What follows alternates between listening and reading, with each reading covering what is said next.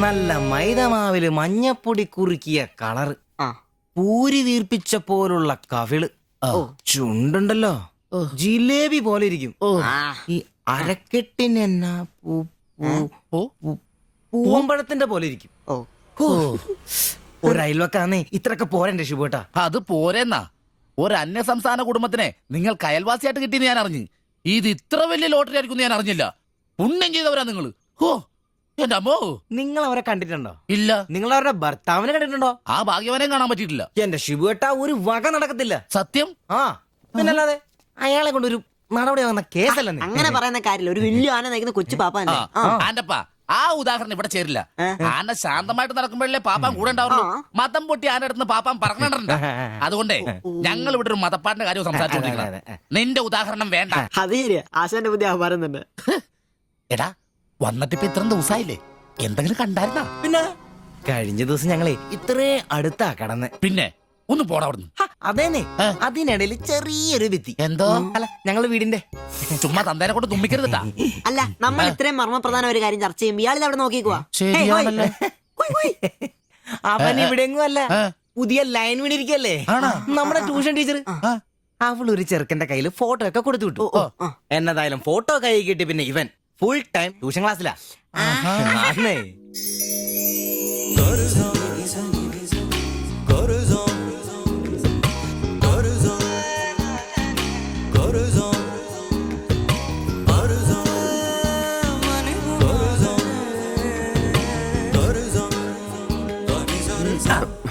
എന്താ ട്യൂഷൻ ക്ലാസ്സിൽ നീ എന്താ ബയോളജി പഠിക്കേ?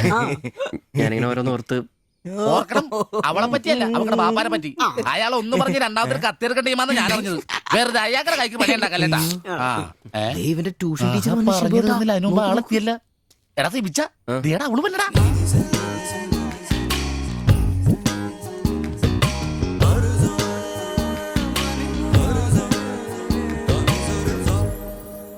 ഇവക്ക് മുടിഞ്ഞ ആയിസാട്ടോ. ഉടനെ കണ്ട് ഇപ്പൊ ഇടിക്കല. അല്ല ഇതാര് സാജിത കുട്ടിയാ? കൊറേ നാളായാലും ഇങ്ങോട്ടൊക്കെ വന്നിട്ട്. കോളേജിൽ പോക്കും പിള്ളേരെ പഠിപ്പിക്കലൊക്കെ എങ്ങനെ പോണ്?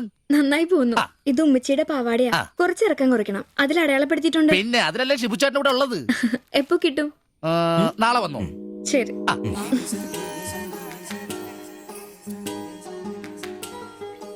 എന്നാടാ ചേട്ടാ ഞാനിപ്പോ വരാട്ടോ. നീ എവിടെ പോണ്? ഇപ്പൊ വരാൻ. മനസ്സിലായി, എനിക്കും മനസ്സിലായി.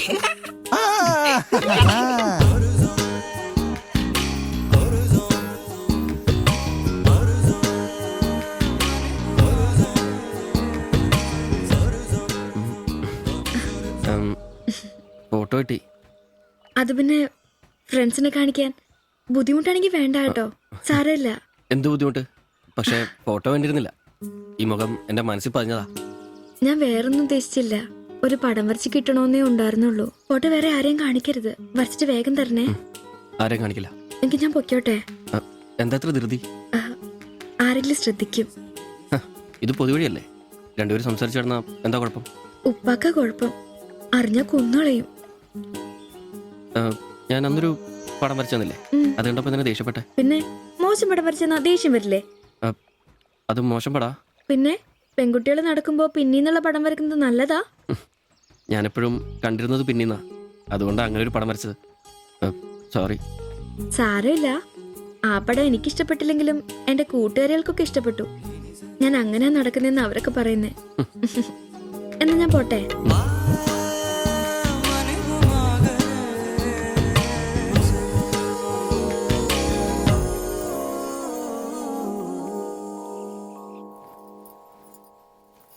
কালকে অল্প লেবু কিনতে হবে। কেন? এই বইয়ে লেখা আছে লেবু খেলে শরীর ভালো হবে। আমি ভাবছি তোমার মুখের সৌন্দর্য শুকে গেছে। এই বয়সে কি সৌন্দর্য দেখবে? আরে কি আরাম।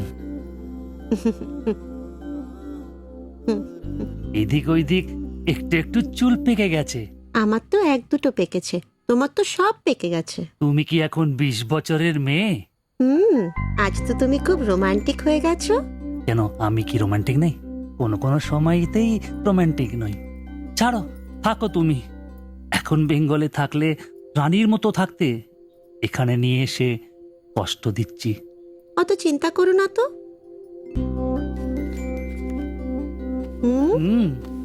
ছি লজ্জা লাগে না? লাইট বন্ধ করনি?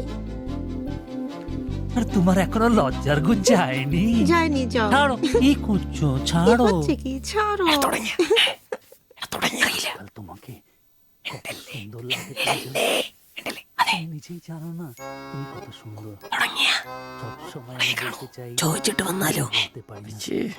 আচ্ছা শোনো, হাতে কিছু পয়সা আসুক। ഡാ നിനക്കൊക്കെ ഇന്നത്തേക്കുള്ളതായില്ലേ? പോയി കിടന്ന് ഉറങ്ങിക്കൂടെ? ചേട്ടാ কেমন? নিশ্চয়ই ദൈവമേ ശത്രുക്കൾക്ക് പോലും ഈ ഗതി വരുത്തരുതേ പോടാം. সমুদ্রের কাছে ഡാ അങ്ങേരുടെ ഭാര്യനെ എന്തു വേണേലും ചെയ്തോട്ടെ, അത് നിനക്കൊക്കെ എന്താ പ്രശ്നം? നിനക്കൊന്നും പറഞ്ഞത് മനസ്സിലാകത്തില്ലടാ. അത് തന്നെ. ഓ ഈ ശാസി. ഛെ. ഉം. ഉം.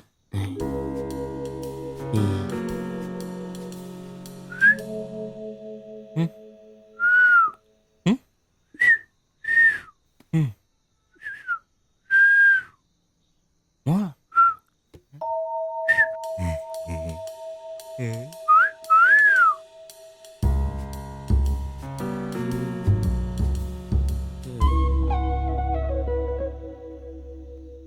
ഉം. ഏ? ഉം. ഉം. ഉം.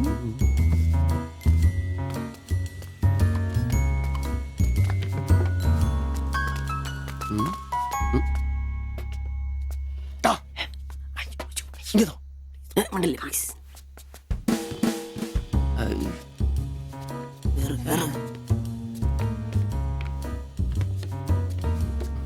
ഉം. അയ്യേ. വലിച്ചു വലിച്ചു.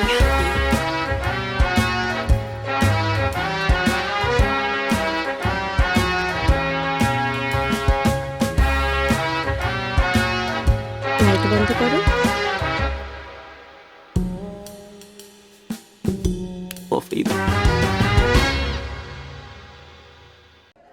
എത്രയാ വില? 30 രൂപ.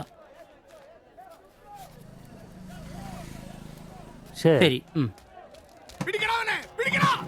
അവിടെന്താ? ചേട്ടാ ചേട്ടാ എന്താ പ്രശ്നം? നമ്മുടെ മുസ്തഫാക്കയുടെ ഡ്യൂട്ടി പേക്കടേന്നേ 3-4 അന്യ സംസ്ഥാനക്കാരിയായിരുന്നു മൊബൈൽ അടിച്ചു മാറ്റി. ഇക്ക് കൈയോടെ പൊക്കി, പക്ഷെ അവന്മാരോടി ഇക്കേം പിള്ളേരും പറയാനുണ്ട് കിട്ടിയ അവന്മാർക്കൊന്ന് കോളാ.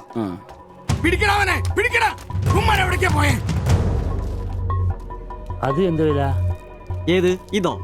അല്ല അപ്പുറത്ത് നോക്കട്ടെ. ഇവനൊരു വരത്തനാന്നല്ലോ. ഇതാണെങ്കിൽ 350 രൂപ ഉള്ളൂ. കൊറിയനാ ബായ് നോക്ക്. അവരുടെ കൂടെയുള്ള ആളാന്നോ ഇവൻ? ഇത് അതിലും വില കുറവാ. എത്രയാ വില? 250 ഈ രൂപ. കൂട്ടത്തിലൊന്നും കണ്ടതായിട്ട് ഓർമ്മയില്ല. ഇവരെല്ലാം കള്ളമാരാ, കക്കാനുള്ള തന്ത്രങ്ങളാന്നേ.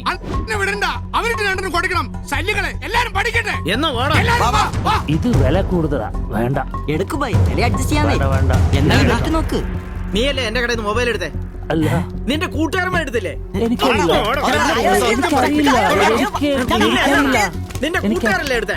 അല്ല എന്നാന്നാടാ നീ പറയുന്നേ? എനിക്കറിയില്ല. നിന്നെ കൊണ്ട് സത്യം പറയിപ്പിക്കാൻ പറ്റുമെന്ന് നോക്കട്ടെ. മാ, മാ, മാ, ഒന്ന് ചെയ്യ്, ഒന്ന് ചെയ്യ്. അയ്യോ, ഒന്ന് ചെയ്യല്ലേ. ചേട്ടാ, ഒന്ന് വിടാൻ പറയണ്ട. മാ, പിടിച്ച് മാറ്റി. മാ. വീട്ടിൽ വാടകയ്ക്ക് താമസിക്കുന്ന ആളാ. എങ്കിൽ പറിച്ചോണ്ട് വന്നോളൂ ഓരോരുത്തന്മാര് കേരളത്തിലോട്ട്. കേരളം ഗൾഫാണ് പോലും. ഒറ്റൊരുത്തരെ വിശ്വസിക്കരുത്, എല്ലാ കള്ളന്മാരാ. ചേട്ടാ പോ.